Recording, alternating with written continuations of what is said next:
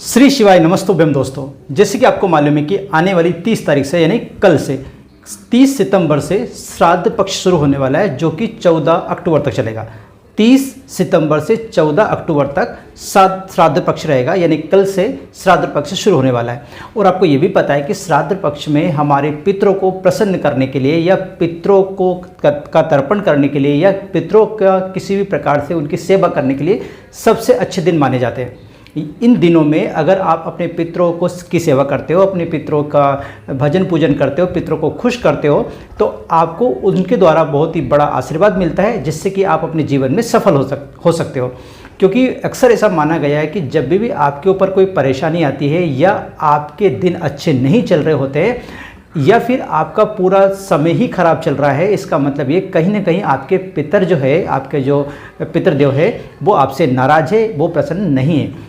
तो उनको प्रसन्न करने के लिए ऐसे क्या उपाय किए जाए, ऐसी क्या कुछ चीज़ें की जाए जिसके थ्रू आपके जो पितर है वो प्रसन्न रहे और प्रसन्न होकर आपको अच्छा आशीर्वाद दे। क्योंकि बिना पितर के आशीर्वाद के आप अपने जीवन में किसी भी क्षेत्र में सफल नहीं हो सकते, ये श्योर है। यानी आप ये सोच लीजिए, कितनी भी आप दूसरी भजन पूजन कर लीजिए भगवान के, लेकिन अगर आपके कहते हैं ना घर के लोग ही अगर खुश नहीं तो आपको खुशी कैसे मिल सकती है। तो पितृ जो है वो आपके घर के इंसान है, अगर वो खुश नहीं है तो आपको वो खुश रहने नहीं देंगे। इस कारण से आपको पितृ को प्रसन्न जरूर रखना चाहिए।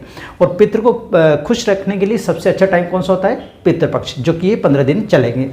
अब इन पितृपक्ष में आपने देखा होगा कि अक्सर ब्राह्मण भोजन करवाने का जो हमारा चला आ रहा है रिवाज, वो ब्राह्मण भोजन हम पितृपक्ष में जरूर करवाते हैं। जिस दिन हमारे पितृ की तिथि होती है, जिस दिन वो स्वर्गलोक गए हैं, उस तिथि को हम ब्राह्मण भोजन करवाते हैं। ये सभी जगह सभी समाजों में ये होता है, ठीक है।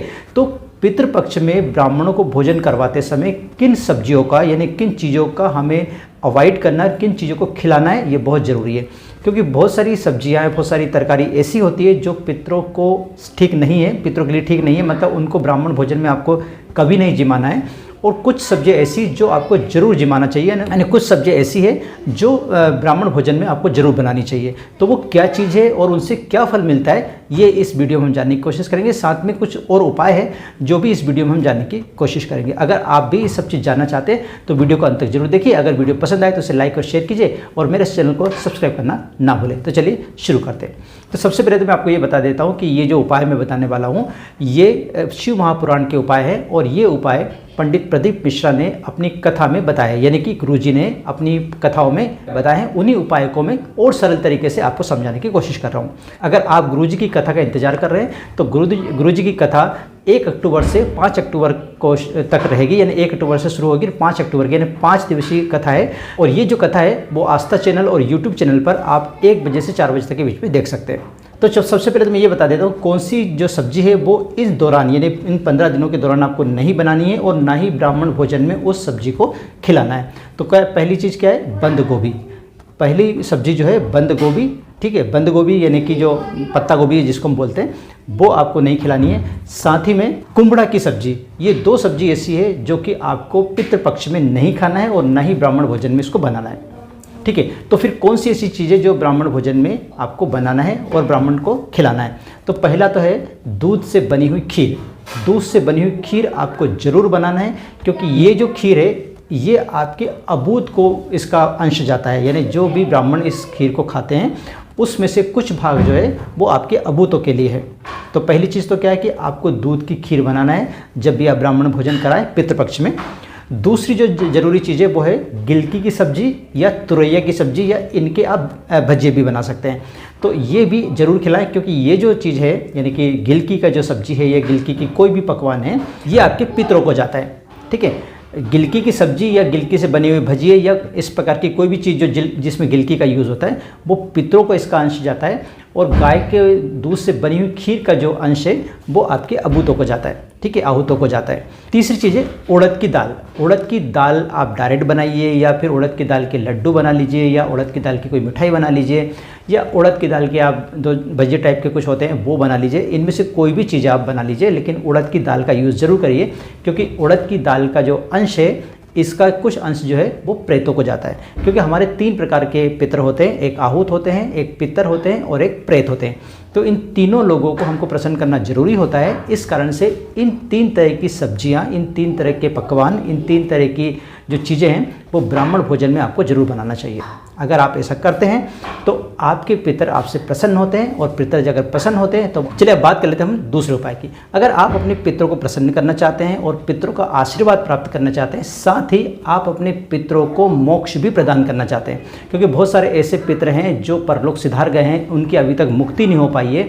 तो उनकी मुक्ति के लिए, उनके मोक्ष के लिए, उनको प्रसन्न करने के लिए और उनके आशीर्वाद प्राप्त करने के लिए एक बहुत ही सरल उपाय है, वो आपको जरूर करना चाहिए। उपाय क्या है कि इसके लिए आपको गंगा जल की आवश्यकता होगी। ठीक है, गंगा जल है, एक कटोरी में आप गंगा जल ले लीजिए, और एक कटोरी को, खाली कटोरी को आप तुलसी जी का क्यारा होता है, उस तुलसी के क्यारे में वो एक खाली कटोरी को रख दीजिए। एक कटोरी में आपने क्या करा, जल ले लिया, दूसरी कटोरी को क्या करा, आपने तुलसी जी के क्यारे में उसको रख दिया खाली। ठीक है, अब आपको क्या करना है कि उस कटोरी, जिस कटोरी में जल है गंगा जी का, उसको आपको हथेली में लेना है, और उस हथेली से, वो हथेली का जो जल है वो जो कटोरी सामने रखी है, यानी कहाँ पर रखी है, तुलसी जी के क्यारे में जो कटोरी रखी है उसमें आपको डालना है। इस प्रकार से डालते समय आपको अपने पितर लोगों को का स्मरण करना है, साथ ही काशी विश्वनाथ महादेव का भी आपको नाम का जाप करना है। काशी विश्वनाथ महादेव के नाम का जाप करना है। जाप करना मतलब उनका नाम लेना है, और अपने पितरों का स्मरण करना है, पितरों के नाम का स्मरण करना। अगर आपके पितरों के नाम आपको पता नहीं है तो आप पितृदेव भी बोल सकते हैं, या अगर देखिए आपको पता है कि आपके पितर कौन है तो आप उनके नाम ले लीजिए। जैसे आपके दादाजी है, दादी है, उनका नाम क्या था तो उनका नाम ले लीजिए। अगर नहीं पता है, आप उन लोगों के लिए कर रहे हैं जिनको बारे में आपको पता नहीं है, तो आप पितृदेव भी बोल सकते हैं। ठीक है, तो पितृदेव, इस प्रकार से पितृदेव बोलेंगे अपने मन में, और काशी विश्वनाथ भगवान का नाम लेंगे, और क्या करेंगे, एक अंजलि यानी इस हाथ में लेकर और छोड़ देंगे। ठीक है, किसमें, वो जो कटोरी तुलसी क्यारे में रखी उसमें छोड़ देंगे। फिर दूसरी बार लेंगे। ऐसे आपको 5 या 7 बार इस प्रक्रिया को करना है।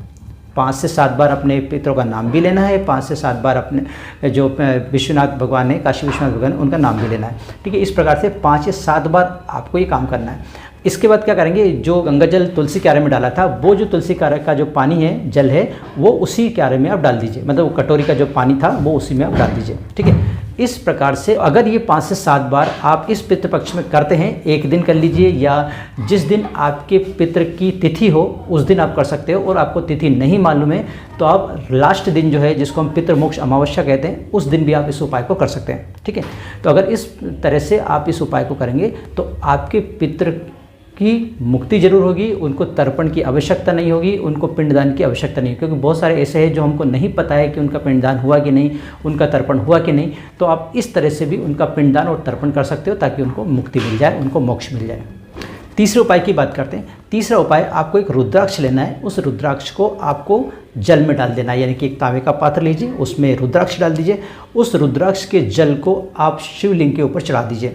जो शिवलिंग के ऊपर चढ़ा हुआ जल है रुद्राक्ष का, वो रुद्राक्ष का जल जब आप इस पितृपक्ष में चढ़ाओगे शिव जी को, तो वो जल जो है वो आपके पितरों को मिलेगा।